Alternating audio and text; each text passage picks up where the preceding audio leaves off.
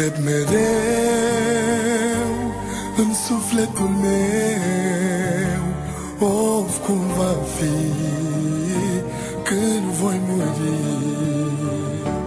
greu sau ușor, soare sau nor, și nu știu cât mi-or duce dor. Mă întreb mereu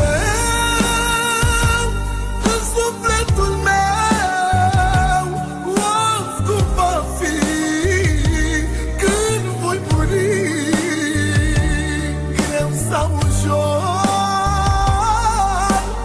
soare sau nor, și nu știu cât mi-or duce dor.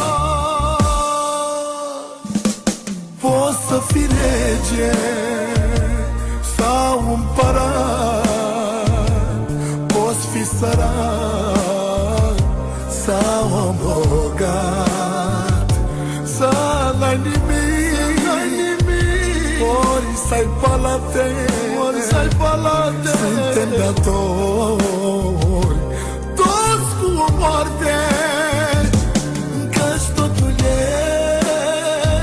este trecător, nimeni nu e nemuritor.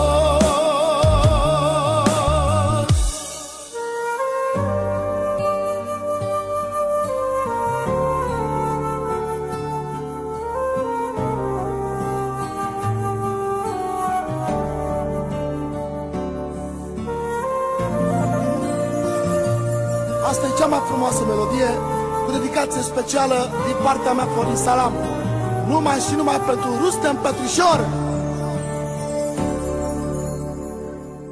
La capul meu, când mă voi stinge, copiii mei cu foc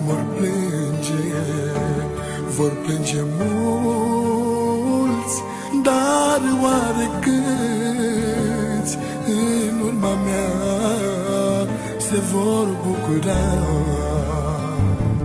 La capul meu, când mă voi stinge, copiii mei cu foc vor